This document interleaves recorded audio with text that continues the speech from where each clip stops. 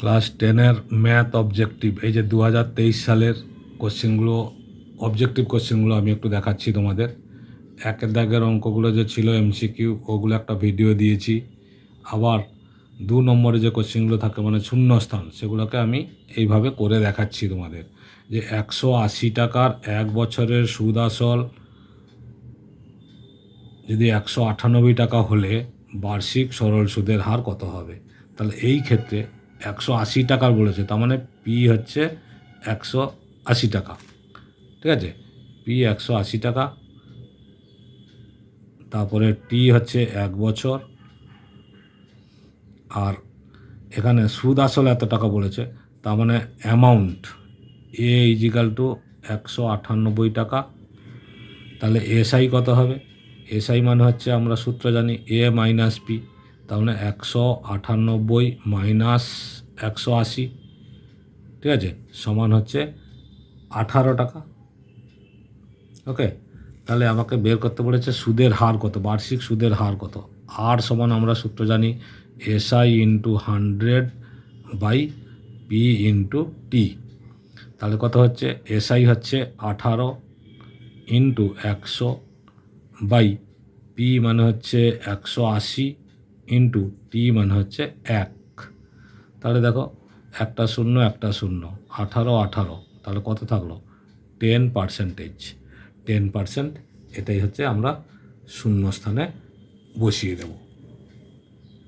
ঠিক আছে, নেক্সট একটা অঙ্ক দেখো, বলেছে এ স্কোয়ার বিসি এবং 4BC, এ স্কোয়ার বিসি এবং 4BC এর মধ্য সমানুপাতি এক্স হলে এক্সের মান কত। ঠিক আছে, মধ্য সমানুপাতি মানে মাঝখানে আছে, তার মানে মাঝখানের সংখ্যাটা দুবার হয়, মানে আমরা ডাইরেক্ট লিখব এক্স স্কোয়ার সমান এ স্কোয়ার বিসি ইন্টু 4BC। তাহলে এটা গুণ করলে কত হচ্ছে? 4 a square b square c square, x square সমান, তাহলে এক্স সমান কত হচ্ছে? √4 a square b square c square সমান হচ্ছে 4 ছিল তো, তাহলে 2 হোল স্কোয়ার 2ABC, তাহলে মধ্য সমানুপাতে 2ABC। এটাই আমরা অ্যান্সার লিখে দেবো। এই রুট থেকে ভ্যালু এসছে মানে প্লাস মাইনাস লেখাটা বেটার, কিন্তু আমরা লিখি না, কারণ প্লাস 2ABC হতে পারে, মাইনাস 2ABC হতে পারে। ওকে, নেক্সট দেখো,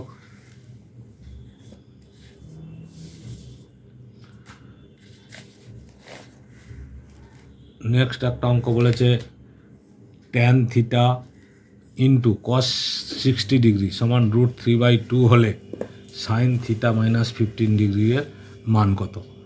ঠিক আছে, তাহলে এখানে আমরা লিখব এই যে tan theta into cos 60 degree, cos 60 মান জানি কত, হাফ, সমান হচ্ছে √3/2। ঠিক আছে, তাহলে tan থিটা সমান কত হচ্ছে?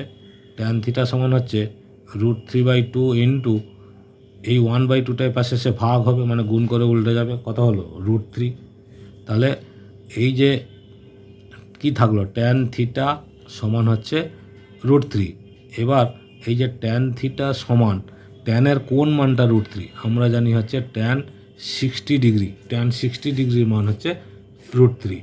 ঠিক আছে, তাহলে এখানে থিটা সমান কত হলো? থিটা সমান 60 ডিগ্রি, এই যে tan কেটে গেলে থিটা সমান 60 ডিগ্রি। এবার বলেছে অতএব সাইন থিটা মাইনাস 15 ডিগ্রি, তাহলে কত হলো? Sine 60 degree minus 15 degree sine 45 degree, sine 45 degree মান কত? 1/√2। ব্যাস, এটাই হচ্ছে অ্যান্সার। ওকে, নেক্সট একটা অঙ্ক দেখো, যে এ কোণ এবং বি কোণ দ্বয়, কোণ দ্বয় মানে এই দুটো কোণ পরস্পর পূরক কোণ হলে এ কোণ আর বি কোণের মান কত হবে। তাহলে এ কোণ আর বি কোণ যদি পূরক কোণ হয়, তাহলে কোণ এ মানে এ কোণ প্লাস কোণ বি সমান সবসময় 90 ডিগ্রি হবে, কারণ দুটো কোণ তো পূরক কোণ, অর্থাৎ এ প্লাস বি কোণ সমান 90 ডিগ্রি, 90 ডিগ্রি হলেই পূরক কোণ হয়। ক্লিয়ার? নেক্সট দেখো একটা অঙ্ক, এটা হচ্ছে স্ট্যাটিস্টিক্সের অঙ্ক, মধ্যমান নির্ণয় করতে বলেছে। বলছে 8, 15, 10, 11, 7, 9, 11, 13 এবং 16 সংখ্যাগুলির মধ্যমা কত। তাহলে সংখ্যাগুলোকে আমাদের কী করতে হবে, প্রথমে আগে অ্যাসেন্ডিং অর্ডারে সাজাতে হবে, মানে ছোটো থেকে বড়।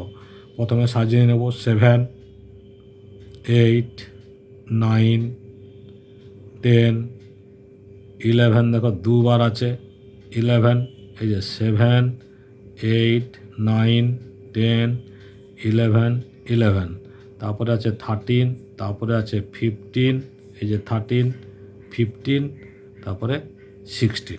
এইভাবে আমরা ঊর্ধ্বক্রমে সংখ্যাগুলোকে সাজিয়ে নিলাম, ঠিক আছে।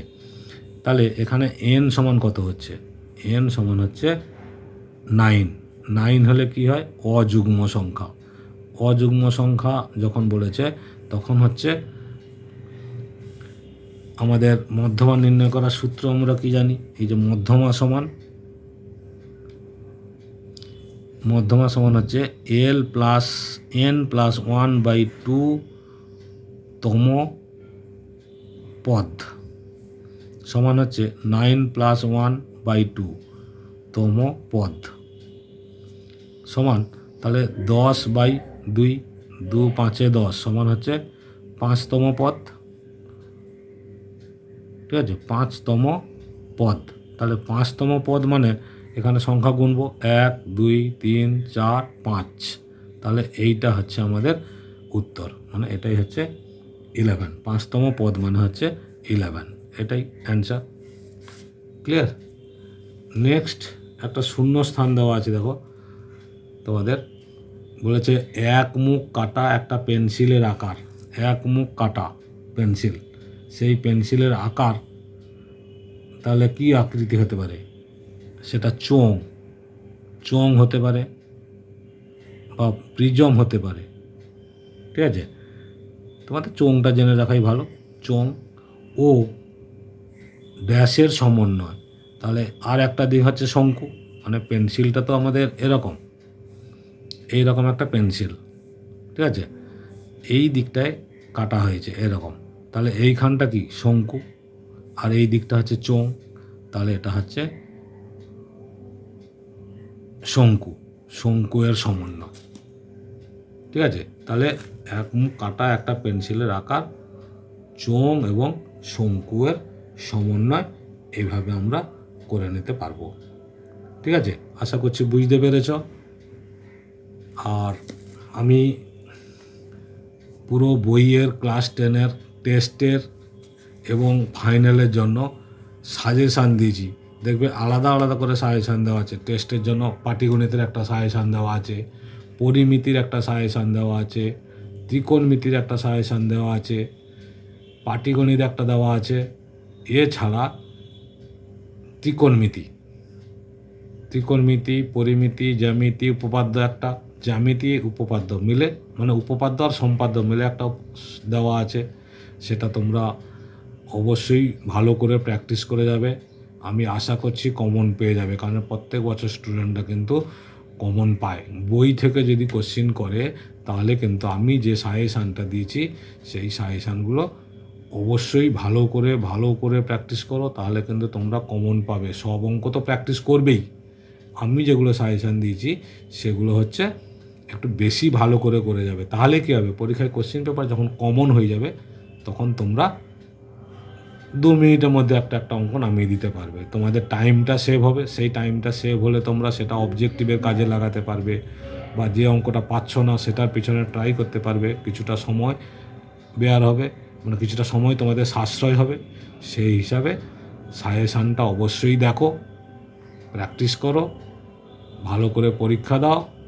All the best for test exam সামনে এসে গেছে সবার, 18 তারিখ না হলে 22 তারিখ থেকেই শুরু মোটামুটি। ওকে, আশা করছি ভালো লাগছে। তাহলে লাইক, কমেন্ট, শেয়ার, সাবস্ক্রাইব করো, অল বটমে ক্লিক করে রাখো। ওকে।